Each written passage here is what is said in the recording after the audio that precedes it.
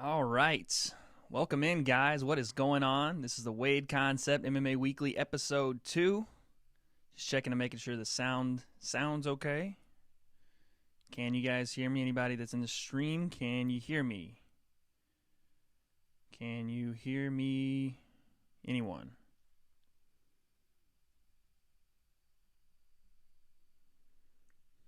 Just checking on that sound really quick, guys.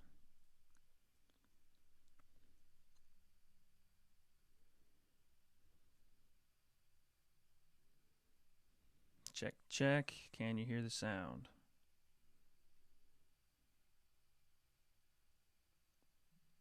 All right, we're good. Sweet. All right. Well, let's get started. Welcome in, guys.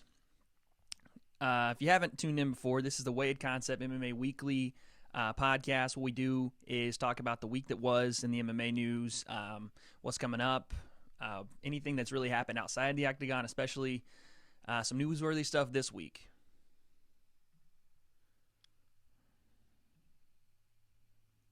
That's odd. My stream keeps going out. I wonder why that is.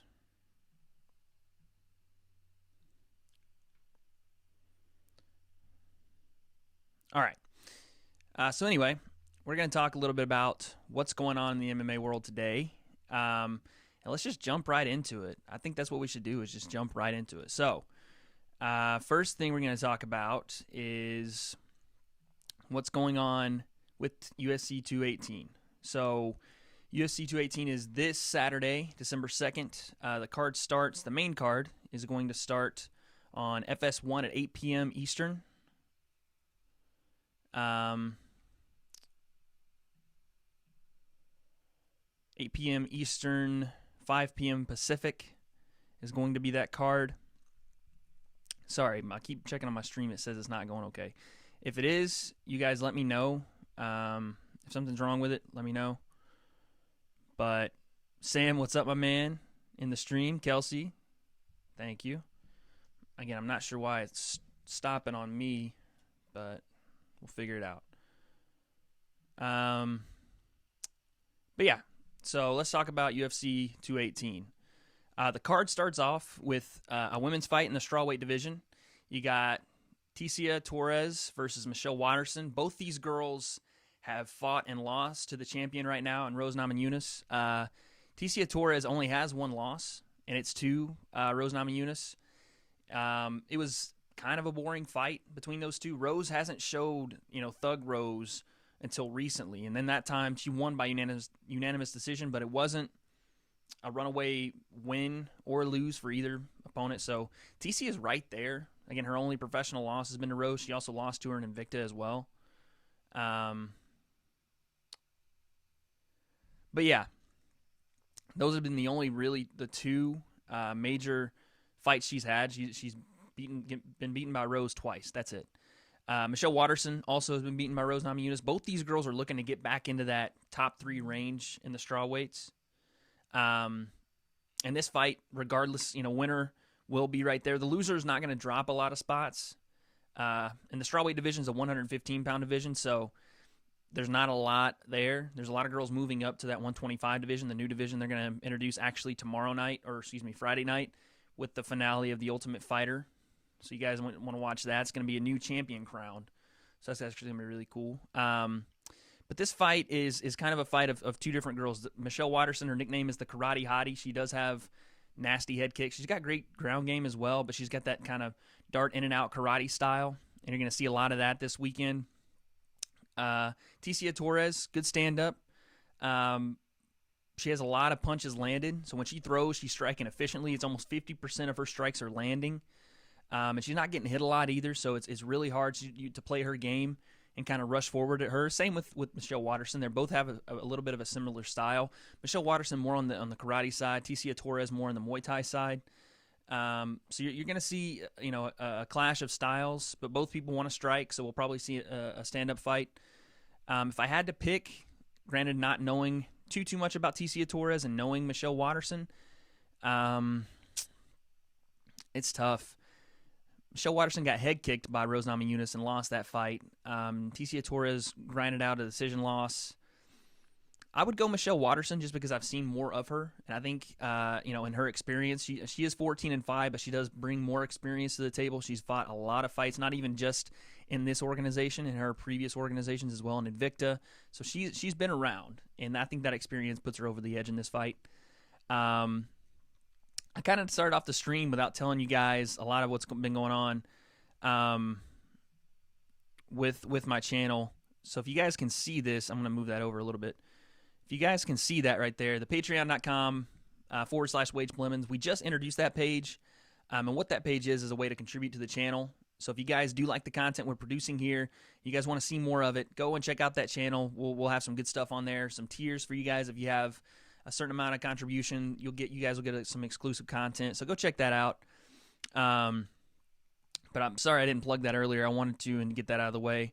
But we'll keep moving forward. And this next fight is one of my favorite fights on the card. It's Eddie Alvarez versus Justin Gaethje. Now, to tell the story of these two guys, we'll kind of start with Eddie Alvarez. And if you guys don't know who Eddie Alvarez is, Conor McGregor fought Eddie Alvarez at UFC 205 for the lightweight championship to have the two belts. Eddie Alvarez had won it off of Rafael dos Anjos. He's been a really big fighter in the other leagues, the underground as they call them. He was a champion, I think, in Strikeforce. He was a champion in Bellator. So he's been around for a long time. And, he's a wrestler. He's kind of got that stand-up and just brawl mentality and come after you, try to take you down, get you in the clinch, fight dirty boxing. Like he's going to be in Justin Gaethje's face. But this is the thing. A lot of people don't know who Justin Gaethje is. He just came over from the World Series of Fighting. I actually watched a couple of his World Series of Fighting fights this week, and obviously I went back and watched the Michael Johnson fight with him. And this guy is the definition of a brawler. He himself will tell you that yes, his style is going to get him knocked out in the UFC. He said that on record, on interviews. He's talked about how his style is going to get him knocked out in the UFC, which is crazy to me because you would think you would want to fight with some sense of, let me not take as much or take as least brain damage as possible and still find ways to win fights. Not Justin Gaethje. He's just down to go. He doesn't care who it is. He doesn't care what kind of fighting style they have. He's going to stand up and pressure them. And when I say pressure them, he doesn't take a step backward. I watched at least 5 or 6 of his fights this last week, 2 weeks, and he doesn't ever stop pressuring you. Granted, it contributes to him getting very tired later in rounds and almost to the point where technique just goes completely out the window and he's just throwing shots and hoping they land. And, sometimes it's not the best proficient technique that you're seeing, but you're seeing a guy that just loves to fight.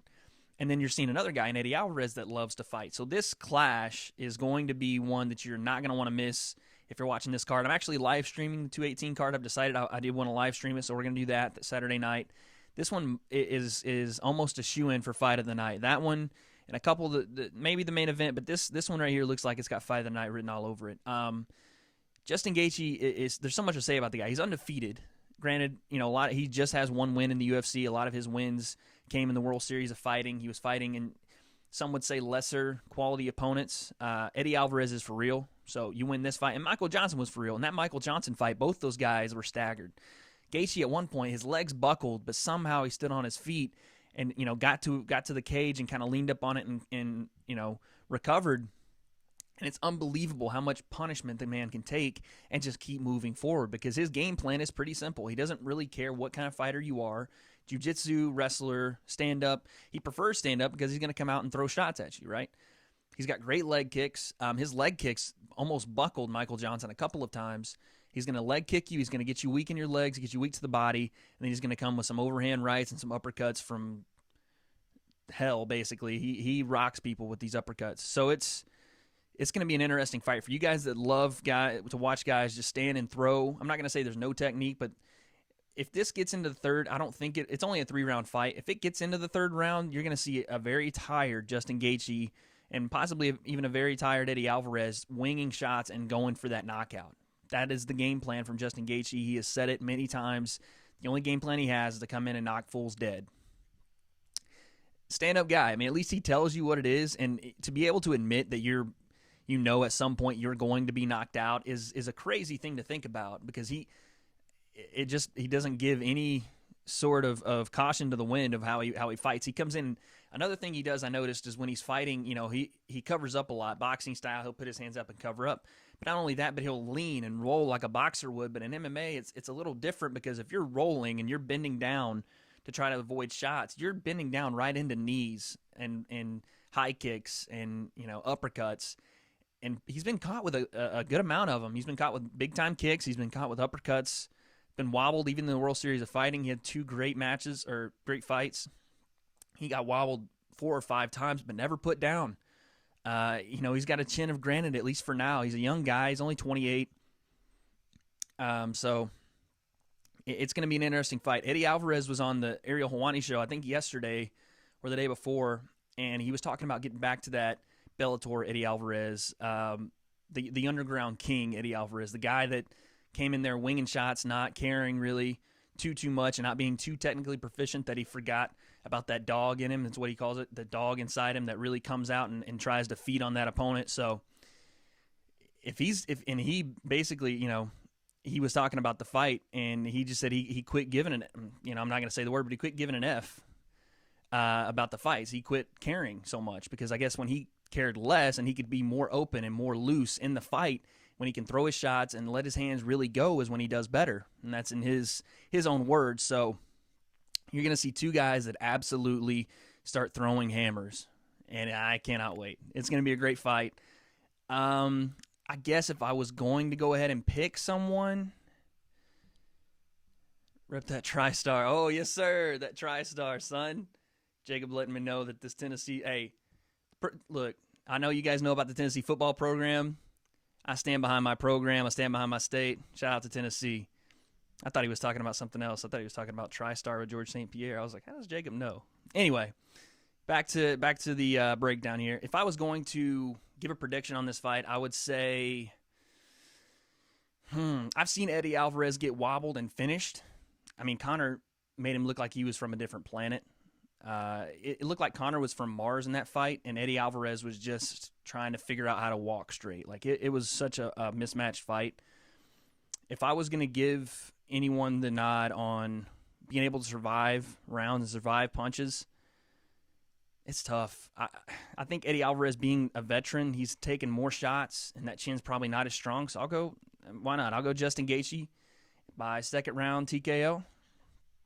I think that could flop either way, and they might not even get to the 2nd round. They might not get a minute in, because they throw such big shots, and I don't expect anyone to take a step backward. But it's going to be one of the most interesting fights on the card, and I cannot wait for it. Now, the next fight that we're going to talk about is in the flyweight division, and a lot of people don't really look at the flyweight division as anything particularly interesting or really anything to watch. Obviously, you have Demetrius Johnson, who is some consider pound for pound the best fighter in the world, Mighty Mouse, and he's pretty much run through this division and taken on all challengers and destroyed everybody, basically. But there are a couple of different interesting storylines in this division. The Mighty Mouse fight with TJ Dillashaw is probably going to happen. You're probably going to see that early next year, or maybe even mid next year. So this division is going to be held up for a little bit. But what you're seeing is new guys like Sergio Pettis, and the fight is going to be Henry Cejudo versus Sergio Pettis.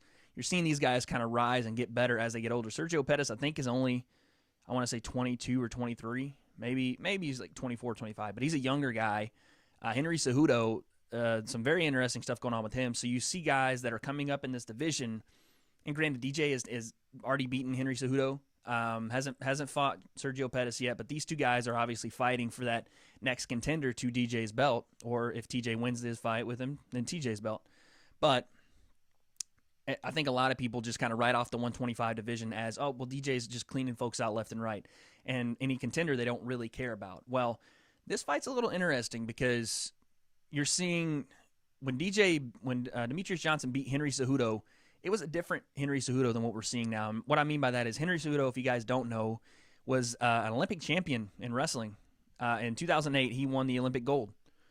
And so obviously when you think, oh, an Olympic wrestler, he's a wrestler. Like, he's going to come in, he's going to shoot a double leg, he's going to shoot a single, he's going to try to get you on the ground, either submit you, ground and pound, he's going to grapple you. That's what a lot of people would think, and that's how Henry Cejudo started his career. There were a lot of decisions, not a lot of flashy wins, and not a lot of impressive. I mean, a win is a win, and any win's impressive. But as far as the flash of a KO or a submission, there wasn't really there. It was a lot of decisions. And then I just watched the fight yesterday, and it blew my mind. I watched him fight Wilson Hayes, and it was such an interesting fight. Kelsey said she's got the other guy. I guess she means Eddie Alvarez. It could go either way. I'm not sure. I have zero confidence in that pick of Justin Gaethje because it's a coin toss. Whoever gets caught and doesn't recover quick enough, and the other guy pounces on and wins the fight. That's it. But back to the Cejudo Pettis fight. Cejudo comes out against Wilson Hayes, and if you guys have watched, and I hate to always bring things back to Conor McGregor, but the way he fights is so interesting and so different from almost all of MMA, and a couple of guys are starting to catch on to it and see why it works. Karate almost used to be, I don't want to say a comical mixed martial arts, but it didn't seem to have any practicality in actual mixed martial arts matches, right? It seemed to be point fighting where you dart in and throw a weak punch and get a point. That's what karate was, point fighting with headgear and shin pads and all this stuff. It didn't feel like it was an actual physical advantage to have karate as your background until you saw Wonder Boy start knocking folks dead with his kicks and his punches and the way he darts in and slides out. And then Conor comes along with his great boxing and adds that to a karate stance, really wide, almost sideways stance, and darts in and slides out and is just very fluid. And you see guys that are having such a hard time adjusting to this style, especially when you have guys that can really adjust and do it well. And so I'm watching Henry Cejudo fight Wilson Hayes, and not a stance I've ever seen from Henry Cejudo. And I watched a couple, maybe 4 or 5 of his fights recently, and I didn't see this type of style in him. I mean, it's like he picked it up in 4 months or 5 months and started fighting almost exactly like Conor McGregor does. He came out with the sideways stance, the really sharp movements, the darting in and out, and he was landing big shots. If you guys haven't seen that fight, I think it's on the Fight Pass app. You can probably watch it on YouTube. Go watch that fight, and you'll know exactly what I'm talking about. Very explosive, throwing right hands and darting back out, just getting out of the way of punches, the counter punches coming in, and then he, just making people come toward him, making people rush him so that he could counter with his movement. He would dart in and kind of throw a lot of feints, things that I'd never seen him do. And so that was, and then, of course, he finished Wilson Hayes with a nasty TKO right at the beginning of the second round. He was mixing it up so well, throwing knees to the body, kicks, and Wilson Hayes had no idea what was coming. He wasn't telegraphing a thing, and that's, part of that karate style is being able to do a lot of different things without telegraphing it. And so you saw Henry Cejudo adopt that style, and all of a sudden he's become a different fighter. And in this fight, you see, and not to just praise Henry Cejudo, Sergio Pettis is a great stand-up fighter in his own right. I don't think that he has the ability to hang with Henry Cejudo on the ground because he, regardless of how he changed his style, he still has that background in wrestling. He's a gold medalist, for God's sake. He's still going to dominate people on the ground. But Sergio Pettis is one of the most technical strikers, at least in the 125 division, maybe, in MMA right now. Most people know Sergio Pettis from his older brother, Anthony. The Showtime kick, the flashy style, the jumping off the fence, heel kicks, all those things. But Sergio Pettis doesn't do a lot of that. He'll mix it in a little bit, but he is more technical with his striking, more tight. And when I say tight, I don't mean physically tight and clenched up. I mean just more sharp with his punches, with his kicks. Everything comes down a straight line path unless his hooks are coming over the top. They're not winged. They're more, actual crisp hooks. So he has great striking. I don't know, on the ground, it doesn't look good for Sergio, but Sergio's 16-2. I think he's coming off 4-fight win streak. So he's fighting really well right now. I'm just excited, and I don't want to be biased at all, but I'm excited to see Henry Cejudo fight again because it was, if you watched him fight before the Wilson Hayes fight, you knew that he was a great MMA fighter. But man, when he came out, it was just, it surprised you. You almost had to kind of wipe your eyes clean and be like, what is this I'm seeing? Because you had never seen, and someone to adopt that style that took Conor McGregor, I'm not saying it took Conor McGregor forever to do it, but to adopt it in 4 months or 5 months between fights and come out and look just amazing. Henry Cejudo's doing big things. And I guess when you're at that level of athlete, of an Olympic level athlete, it's not that hard to adapt to things. And that's what you want in the MMA game. You have to adapt because it's ever growing. It's ever changing. MMA wasn't isn't now what it was 3 or 4 years ago. 3 or 4, even 5, 6, 7 years ago, you had Chuck Liddell knocking folks dead with a right hand and just walking them down Justin Gaethje style, sticking his chin out there saying, hit me, because it's not going to matter. My chin's made of steel. I'm going to walk through it, and I'm going to throw right hands down the pipe and knock you out. And that's kind of Chuck Liddell's style. He had a wrestling style. He could defend in takedowns, but his style was to come, and he was the most successful. He was the baddest man on the planet. Name any heavyweight that does that now. Stipe Miocic, while he does rely on his boxing, he doesn't come in there chin up and saying, all right, let's throw hands. Whoever's the best man. No one does that anymore. The game has evolved into guys that are smarter about fighting, smarter about not getting hit, not taking brain damage. Because I've said this before in podcasts, and you know, anytime I've covered the sport, that chin goes. When you get to this certain age or this certain fight age where you've taken so many fights, after a while your chin isn't what it was, 10 fights ago, 5 fights ago. And you get touched on that thing, and you guys saw it with Michael Bisping. He used to be able to take a bunch of shots. I mean, he took shots from Dan Henderson when he was throwing H-bombs. Granted, in the first fight, he knocked him out clean. But he's taken shots over his career and stood in there. Anderson Silva fight, he took a big shot at the end of the third and won that fight. But then you saw one clean left from Kelvin Gastelum in the UFC Shanghai event and knocked him cold, clean out. At some point, that matters. And so, at this point, you see guys evolving, and especially like a guy like Henry Cejudo that's evolving quickly, rapidly. You see a guy like that, and you start to think, well, maybe, just maybe, I know, it's almost blasphemous to say anybody could hang with DJ, with Demetrius Johnson, but if, it's all dependent, can he do that against the upper echelon guys? And if he can, how does DJ deal with that? How does he deal with the Conor McGregor style from a guy that also has great wrestling on the ground? DJ does everything well, but for a guy that can change his style like Henry Cejudo did so quickly, nothing's really stopping him from doing it again, from adding more onto that.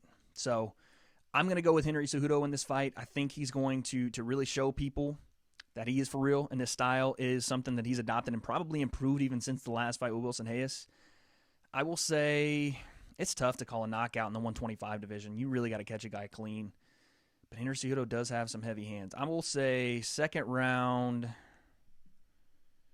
Let's go second round TKO. Henry Cejudo. Late second round TKO. Maybe early third. That's what we're going to go with that one.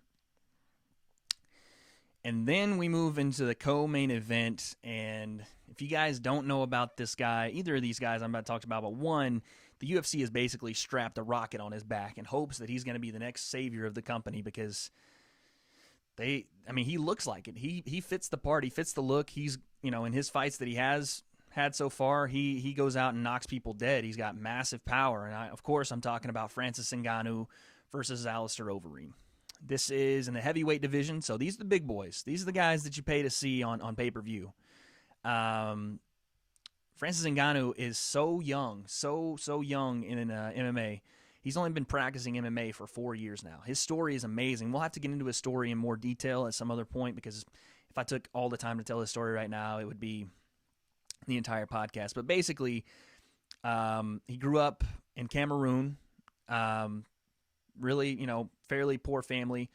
I guess at some point in his life, close to the age, I think, of 23 or 24, moved to Paris and was homeless in Paris, France for a long time. Somehow finds his way into a boxing / MMA gym. The coaches are impressed. He's a physical freak. He said he wants to be the next Mike Tyson. The coaches, because he is homeless, let him train there for free because they see the potential in him. And then they tailor him more toward MMA. And he comes out just knocking fools dead. He does have one loss, but he's been dominant in every win that he's had. Even in the UFC, I think he's 4 fights in the UFC, and he beat Andrei Arlovsky with a nasty uppercut. He's knocking guys out. When he touches you, it's not the same as when Conor McGregor knocks guys out. He's just got super technical and very precise in his punches, and he does have power, but this is raw power. And when he hits you, it's like a brick. It's like a steel sledgehammer hitting you in the face, and guys just can't take the power. But this is his first true test because not only is he fighting a man that's probably considered the best striker ever in MMA, especially at the heavyweight division, regardless of kickboxing, MMA, whatever it is, Alistair Overeem is widely considered one of the best strikers to ever live. Granted, he's lost 15 fights in his career, but he's also had almost 60 or close to 60 fights. In kickboxing, I think he only lost 2 or 3 fights kickboxing, but when he came over to MMA, obviously things are a little different. But Alistair Overeem, especially since USADA's come in, and not to put any accusations on anyone, but USADA obviously cleaned up the sport a lot. And when they did come in, you saw Alistair Overeem fighting differently. You saw him actually using the technique that he knows and can use without just raw power. And you're seeing a guy that is very technically proficient. And to be honest, had Stipe Miocic knocked down in their first fight, he had caught him in the first round and stunned him, knocked him down, and for whatever reason tried to pull guard and guillotine choke when I thought him in, who am I, a guy behind a computer, but I thought ground and pound would have won that fight for him, and you come back and Stipe Miocic knocks him down, ground and pound wins the fight. But Alistair Overeem is the number 1 contender in the world right now, so this is the first real test for Francis Ngannou, and it's just going to be a battle of 2 guys. One, obviously, the more technical, proficient striker, very sharp, and his punches very, very clever. The veteran experience will be there for Alistair Overeem. And Francis Ngannou is a young guy, almost maybe, when I say young in the sport of MMA, I think he's 31, but maybe it's a good thing for him. I don't think he maybe realizes the magnitude of this situation for him. But a win here would make him, in all intents and purposes, the number 1 contender because Cain Velasquez is still out with injury. We don't really know when he's coming back. But it would probably make him the number 1 contender in the heavyweight division, and the UFC desperately needs this. People have seen Alistair fight Stipe. Granted, people will still pay to see that fight, and it's a great fight, but they need Francis Ngannou to be a superstar. And so they've strapped the rocket on this guy's back. They put all the PR money behind him. And so we have to really see if he's going to be that guy, if those power punches are really going to be all it takes for him. Because we haven't really seen, he does have a Kimura, so he does have a submission in his arsenal. I'm sure he has more, but you've seen him win 1 fight with Kimura. But we're going to see if this guy can really handle a 3-round or 4-round war, because usually he's finishing guys pretty quickly. What happens, a 5-round war when he gets taken into deep water by Alistair Overeem? Is that conditioning there? Is that cardio there? Is the mental fortitude to keep pushing even though you might be down on the cards? Is that there for him? None of these things have been answered yet, but we're still looking for those answers. It's going to be such a crazy fight. I don't think it goes 5 rounds. It's in the heavyweight division where 1 punch can literally end anything. 1 punch can do it. Anything from maybe the 170s, and in Conor McGregor's case, the 155s up, 1 punch can do it. So if Alistair Overeem, boxes his face off and leg kicks him to death and they go 5 rounds and Alistair Overeem wins the decision, I wouldn't be surprised. But I'm not thinking that's going to happen. I don't think this is going to the 5th round. Someone's getting knocked out and the other guy's walking out the cage. This is tough to predict because Ngannou has freakish superhuman power. I'm telling you guys, go watch that fight with Andrei Arlovski. He throws an uppercut off of his opposite hand and he's not really set at all. I think he might have been 1 foot on the ground and throws the left-hand uppercut and knocks him out with minimal torque or any kind of setup behind it. And it wasn't on purpose. He was just throwing in an exchange, and it was off balance and still knocked Andrei Arlovski out. So he's got that kind of freakish power. Alistair Overeem can end the fight with 1 punch as well. I don't know how good Francis Ngannou's chin is. It hasn't really been tested yet. So until I get on the hype train, until it really, and this could be the fight that really puts me on the bandwagon, on the Ngannou rocket to the moon, until he wins this fight, I don't think I can quite go there yet. I think I'm going to go Alistair Overeem, and I think I'm going to go with a submission in the late 3rd, early 4th round, Alistair Overeem by submission.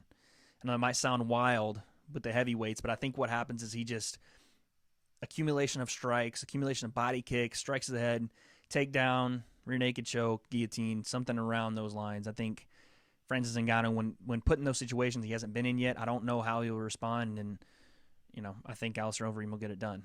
And then we go to our main event of the evening. That was my best Bruce Buffer impression. Oh yeah, Celsius. By the way, holler at your boy. I've been saying reach out to me, guys. I even got the sparkling cucumber lime. Check that bad boy out. Get at me. We'll do some business. Anyway, back to it. My plugs are awful. I should have put like a little logo right there. But yeah, our main event tonight, Saturday night will be Max Holloway, the champion in the 145 featherweight division, versus Jose Aldo Jr. It's a rematch from 7 months ago. And basically, leading up to this card, Jose Aldo, if you guys don't know, Jose Aldo Jr. Was the champion. Max Holloway was the interim champion in their last fight. Max Holloway wins the fight by TKO, I think, mid-third round. Yeah, mid-third round. And since then, Max Holloway has not defended. They've been trying to schedule him fights. They had Frankie Edgar scheduled for this fight against Max Holloway. He had to pull out due to an injury.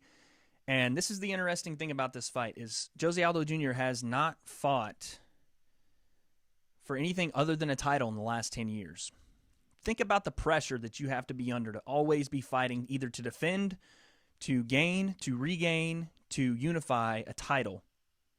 I mean, over and over and over, he's fighting for a title.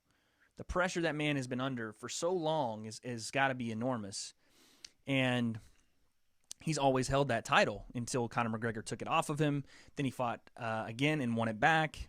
So this is the thing I've never seen from Jose Aldo. He's taken this fight on short notice, on 3 or 4 weeks' notice, which isn't technically that short, but it is short for a championship camp. You do want to have those 6 weeks to get ready for a guy, especially in a guy that beats you in Max Holloway.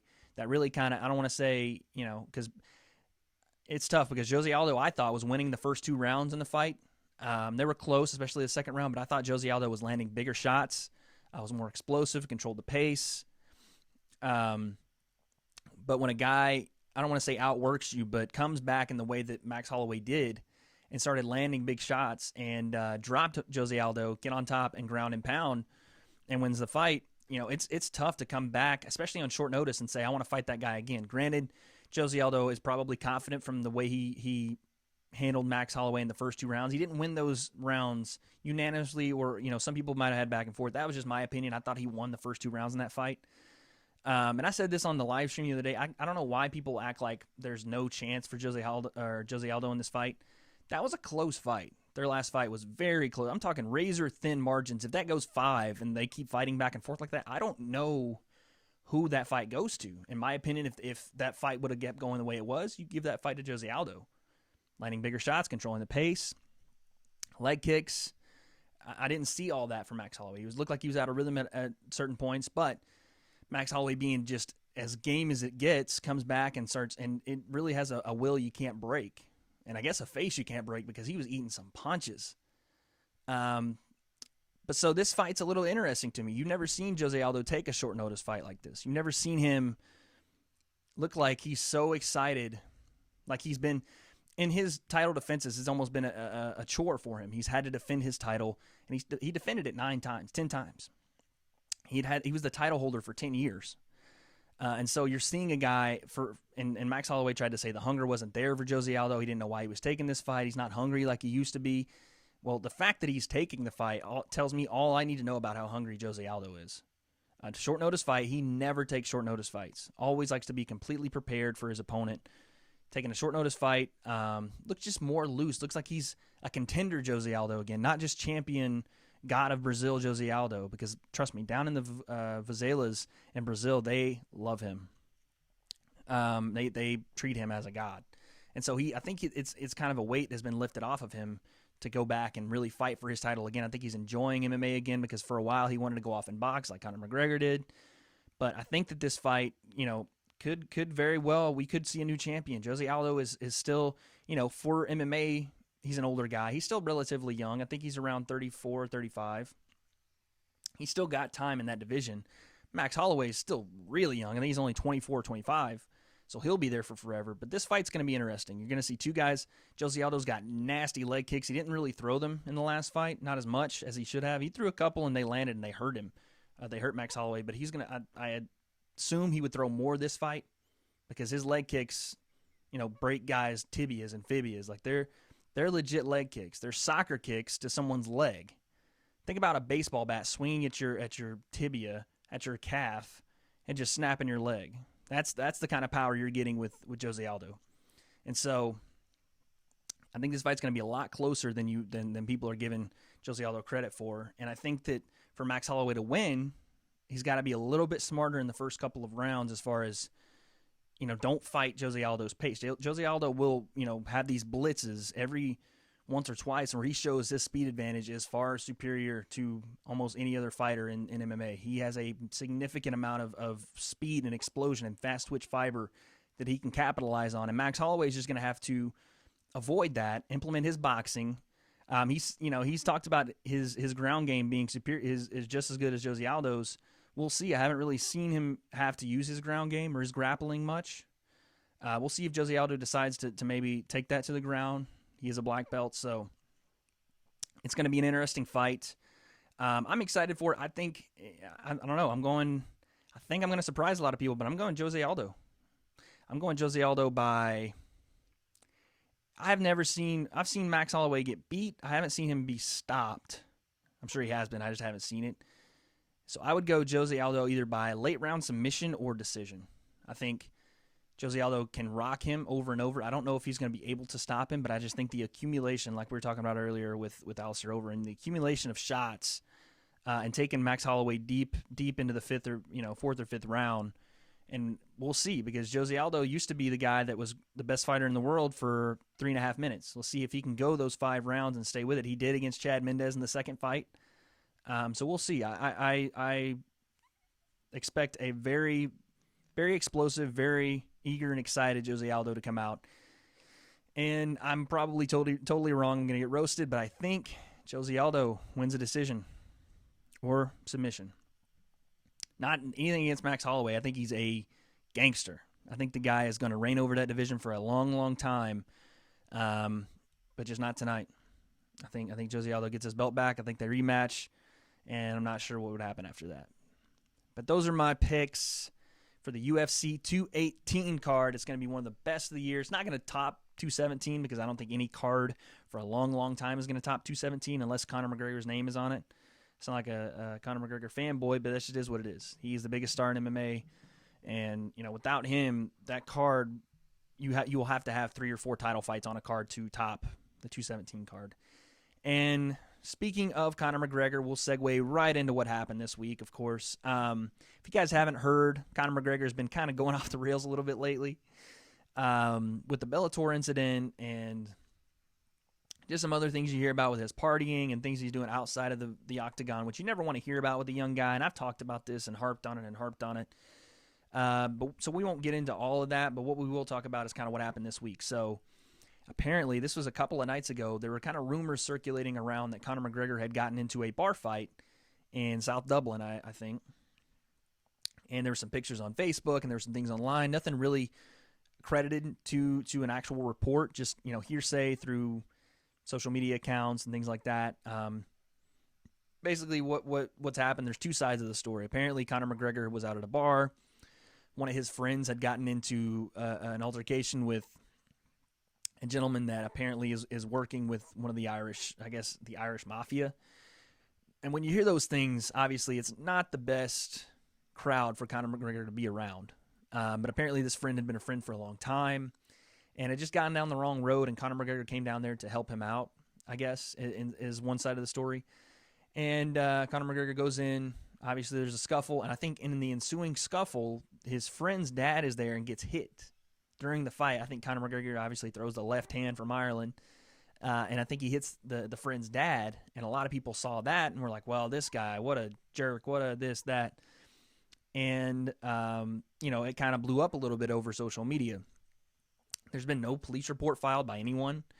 There's been no statement other than the fact that the Irish, or the Dublin police force had come out and said, yeah, we know that he was there. That's really the only thing that's been confirmed.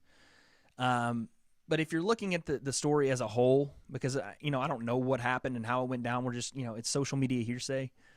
But if you're telling me Conor McGregor went out to help his friend that had probably gone down the wrong road and was dealing with some guys that he probably shouldn't have been dealing with, if you're telling me that he went there and helped his friend out and stood up for the guy when he was getting talked to or berated by some Irish mafia member, I would say that's an honorable move.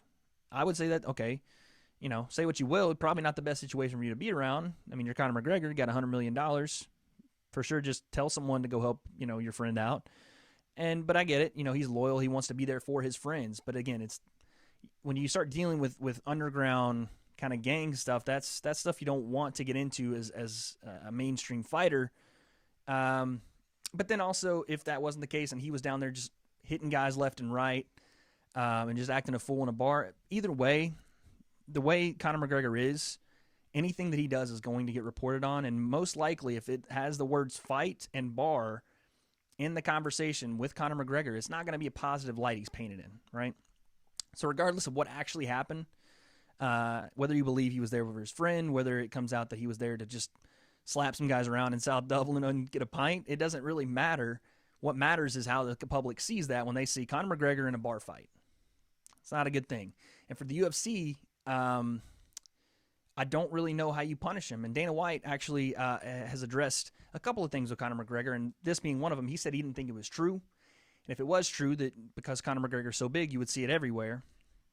And I'm sure that's a couple of days from happening. I'm sure that will actually come out and you'll see more about the story. But for the company itself, when your biggest star is constantly, and this happened with Jon Jones to a certain extent, it happened with Ronda for a certain extent, but Conor has been different in the fact that he's been able to keep it together for the most part. And when you saw with Jon Jones, you saw basically the people that were around him kind of dragging him down and dragging him into things that he hadn't done before.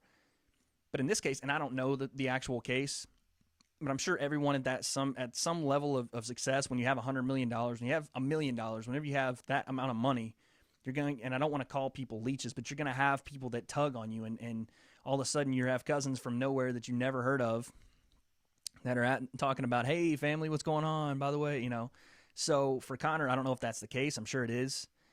But it almost looks like he's doing it to himself. It doesn't look like anyone's, pulling him in a bad direction. It looks like he's just 28 years old, has $100 million in the bank, and doesn't really know what to do with it. Doesn't know if he wants to fight anymore, but just wants to be himself. Can't really tell him anything because what can you tell the guy? Even if you're the UFC, what can you tell the guy? Dana White even said it. Dana White had talked about it. He goes, look, he doesn't listen to me. He didn't listen to me about the tattoos because Conor wanted to get tattoos. Dana told him no. Conor's not going to listen to him. He didn't listen to him about the UFC 200 press conferences he needed to join in. Conor said, forget it. I'm staying in Iceland and training. He didn't listen to him at UFC 202 when he told him to not throw bottles at Nate Diaz across the media platform when he chucked a monster can at him. He does not listen to anyone. And I don't know how his coaches are talking to him. I'm sure he would listen to his actual team, his SBG team. And I look up to Conor McGregor. I think that the way he's done things in his life, it's so hard to fault a guy for believing in himself so much that he got to this point where myself and I'm sure, everybody watching wants to be in their life. This unattainable part of your life where it's almost fantasy to believe that you could get there. But he is still a human being. I think he still has vices, whatever it may be. I don't think it's, any kind of hard drugs or anything like being reported. I think his vices just might be that, at some point, money, how much money is enough money? How much is enough for you? You have $100 million already. What else do you need to get you going? Is that enough? Do you need more money? Because $100 million would be enough for me, but maybe it's not for Conor. Maybe the fame's not enough. Maybe it's just it's if you don't have that one thing that you're chasing, and we talked about this last time I'm on the podcast, if you don't have that one thing and you've hit that pinnacle and you look around, you're like, well, what else is there for me?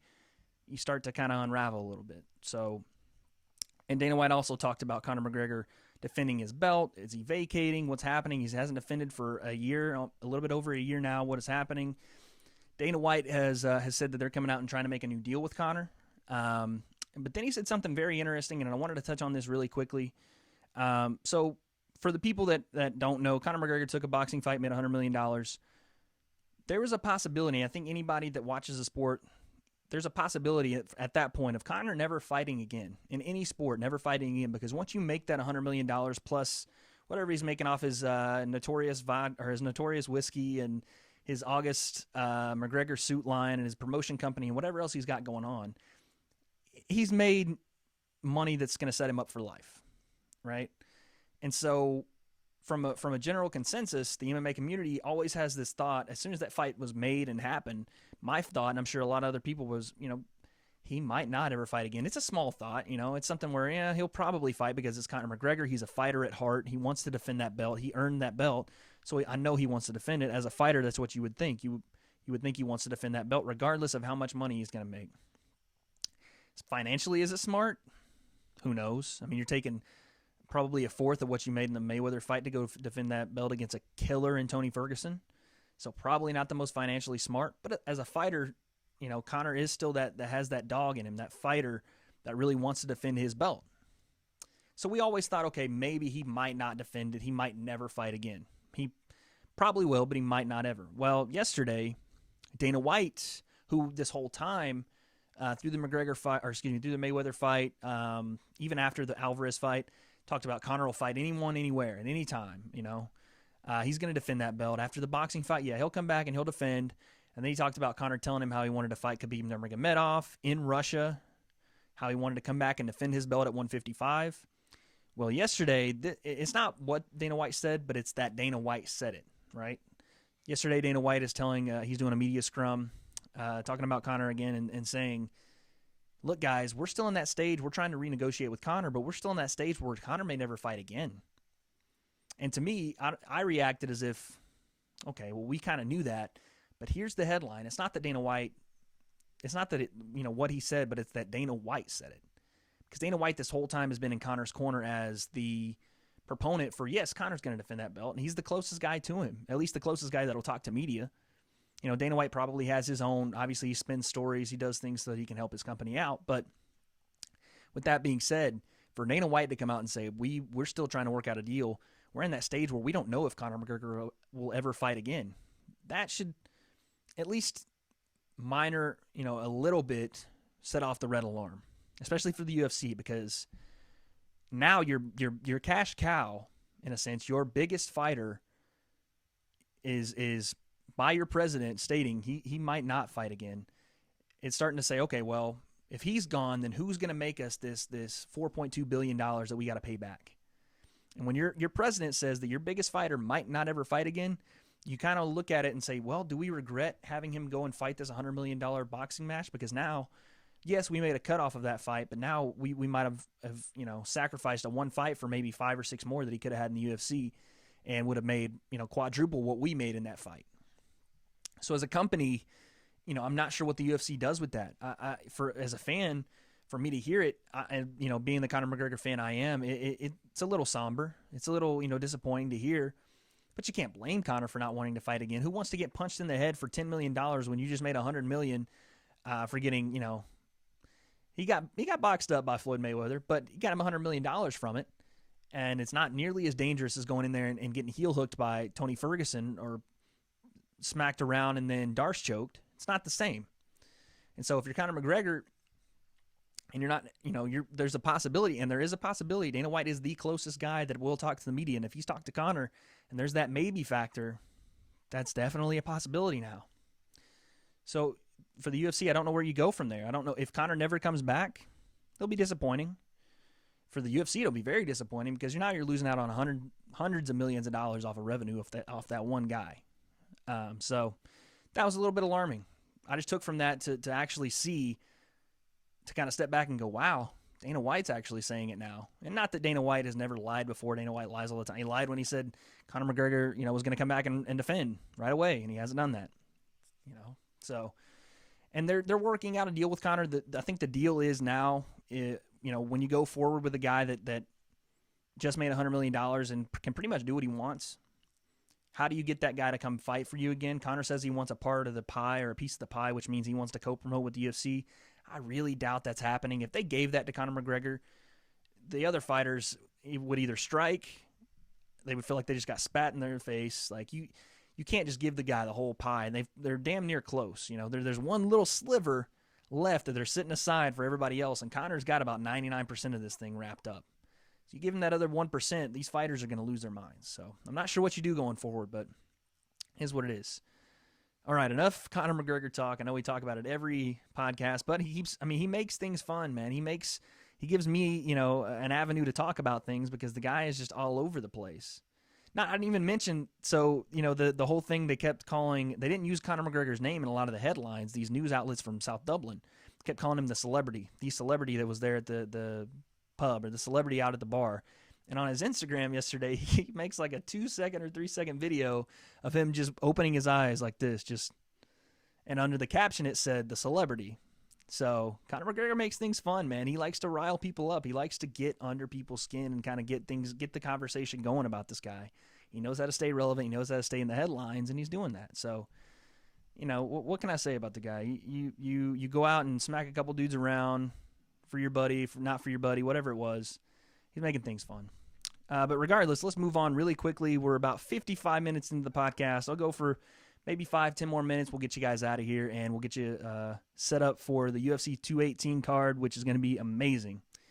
Actually, the next thing I wanted to talk about, so last podcast, I think it was, we talked about Tyron Woodley, Nate Diaz, possible fight for 219. Then we talked about Nate Diaz possibly wanting $15 million for that fight. Highly doubt that it would ever be possible. Tyron Woodley saying that he had accepted the fight. He had been sent a contract. He'd signed it, accept the fight. Well, again, in Dana White's media scrum yesterday, he disparaged that entire thing. Dana White said there was no contract sent to Tyron Woodley. There was no fight ever planned for 219 between himself and Nate Diaz. And that Tyron doesn't know what he's talking about. If you guys don't know, Dana White and Tyron Woodley have gone back and forth over the last couple of years, mainly based around the fact that Tyron Woodley, in some of his last fights, I think everybody in the MMA world knows Tyron Woodley is a killer, a monster, can knock your lights out with one punch, but is also very strategic in how he fights. He's very calculated in what he does. And in some fights, it doesn't set up for that barn-burning matchup because Tyron Woodley's a smart fighter. He's not going to go and throw, chin up, chin first into a firefight with a guy like Stephen Wonderboy Thompson who will knock your lights out with that karate wide stance and catch you coming in. Or, he's not going to go try to wrestle Damian Maia, even though Tyron Woodley is a Division I wrestler. He's not going to go and try to scoop slam, take down Damian Maia, who is probably one of the best Brazilian jiu-jitsu practitioners in the MMA world, period. A black belt in jiu-jitsu. He's not going to go slam him around. He's going to stay on the outside and pick at him from the outside. Those don't make for the most interesting fights, obviously, from the standpoint of, they do to me, from the standpoint of, a barn-burning fight, those aren't going to be that. It's just who can solve that puzzle the best, who can problem solve that situation first, and Tyron Woodley has done that. And Dana White obviously wants to see guys, in his opinion, earn that money that they're making and earn that fight of the night bonus, earn that title. And he was upset with Tyron Woodley in the second Wonderboy fight, was upset with him in the Damian Maia fight. And so they've been going back and forth, and I don't really know how professional it is for the president of your company to be calling out his fighters and calling them, different names and saying they're delusional and all this stuff. But they've gone back and forth for a couple of years, and now Tyron Woodley is calling Dana White delusional. Basically what Tyron Woodley says happened with the Nate Diaz fight and the contracts, things like that. He said that he was offered a contract to fight Nate Diaz. He had signed said contract. He got into camp, and also he brought up the fact that Nate Diaz put an offer out there for his worth for the fight, $15 million, and he would fight. Tyron Woodley says, why would he do that? Why would he put a number out there if there was no fight to be made? Why would Tyron Woodley get into camp for this fight if there was no fight to be made? So he's basically calling Dana White on his bluff and saying, look, you can tell this media all you want that this wasn't happening so you can quell your fire and still look for your big name fight. But this was happening. Like, you can't just keep telling people that this was not happening and I'm crazy, I'm deluded. This was happening. I was in camp. Nate was talking about a number he wanted to come fight me. So don't act like it wasn't trying to be made. Dana White comes back, obviously says one of the attorneys for the UFC was trying to play matchmaker because he knew both of the fighters. I guess he had some sort of relationship with Nate Diaz, asking him, what if you fought Tyron Woodley? What if you could fight him? Would you? One of those things. So it's really kind of a he said. Dana White's accusing Tyron of I don't know about faking a shoulder injury, but he's saying, well, if you have this shoulder injury and you need shoulder surgery, why are you going to fight Nate Diaz? He's like, it was a nightmare. None of it was true. So both these guys, you can just see the tension rising. And the last time you saw the tension rising between a fighter and owner in the same company like that was when Tito Ortiz and Dana White had their history for a long time. So I don't want it to head down that road to the point where Tito and Dana were planning on fighting each other, which is hilarious. So I don't want it to head down that road. But, Tyron Woodley doesn't get enough respect, in my opinion, sometimes. Granted, he is a little bit of, I don't want to say a diva, but a little bit of a guy that really clamors too much for whines a little bit. But the guy's is a hell of a fighter. Has so many different skills. Has learned how to conserve his energy and really explode on guys and absolutely manhandle people in the octagon. So, just get it together, both of these guys. Come to an agreement. Play nice. Let's get Tyron Woodley in a fight, at least, if not at 219, at 220, if he's not having shoulder surgery. If he's having shoulder surgery, whatever. Let's get somebody in the 170, maybe Colby Covington versus a winner of the Robbie Lawler RDA fight, or a Nate Diaz if he's not going to fight Conor versus a Colby Covington, or someone in that division. And you guys know how I am, man, about this Darren Till guy. Let's get this Darren Till versus Mike Perry or versus somebody. Stephen Wonderboy Thompson would be a great matchup, I think. Let's get those fights going on and really open up this division. That way, when Tyron Woodley is healthy and when he wants to come back, that money, that payday is still there. And if Nate Diaz doesn't want to take these fights unless he's getting $15 million, then look, it's tough. Nate Diaz, is he worth by himself $15 million? I don't know. But if you put him in a fight with a Tyron Woodley and they don't draw anywhere close to the numbers that he draws with Conor McGregor, then Nate's stock goes down for the Conor McGregor fight. So if I'm him, I would just hang out for a little bit unless a fight really piques my interest. If I'm Nate Diaz, I don't go against anyone. I don't go out and call out anyone until that Conor McGregor fight's there, because you're risking losing your drawing power. You are still part of the Diaz brothers. You still are Nate Diaz, Stockton's finest, all that good stuff. But until you're making a really big risk, I like the Tyron Woodley-Nate Diaz fight. I think it would be a great story. Nate Diaz, if somehow figured out the way to beat Tyron Woodley, and then you have Nate Diaz at 170. Conor McGregor, granted, if he comes back and defends against Tony, there's a lot of ifs in my scenarios, but if those two things happen and you have a 170 champ Nate Diaz versus a 155 champ Conor McGregor, and those two go at it for the third time for the rubber match, that would blow any pay-per-view number the UFC's ever seen out of the water. That'd be 3 million pay-per-views. But if you're Nate Diaz, you have to really, you're straddling a fine line between losing your drawing power or possibly doubling it. And Tyron Woodley, you're, straddling that line where your shoulder's not completely healthy yet. Nate Diaz is probably a good fight for you. Match up really well. But him going back and forth with Dana White's probably not the best idea to keep insulting your boss. But again, I'm not sure what really happens with that going forward. I hope those two guys can work it out, because I love watching Tyron Woodley fight. And I hope that he gets to defend against Robbie Lawler or RDA or possibly Colby Covington. As much as I don't like Colby Covington as a person, got to see him fight. Other than that, I think that's about all we have for this week. So you guys check out this UFC 218 card. I'm telling you guys, it's going to be one of the better ones this year. It's not going to be 217 with 3 belts on the line. There's only 1 belt on the line, but there's just some really good fights. You guys have got to try to catch the Henry Cejudo, Sergio Pettis fight. And again, I'm not ever been a big proponent of the lighter weight divisions as far as them being barn-burning fights, but this one will be one. Henry Cejudo, with his style, is so interesting to me to see him evolve like he has. The Eddie Alvarez, Justin Gaethje fight is going to be probably fight of the night. You're going to see the output from these guys, especially in the first round, go through the roof. I'm talking probably 50 punches each. So, get ready for that. It's going to be an amazing barn burner of a fight. Michelle Watterson, Tisa Torres, it's a toss-up.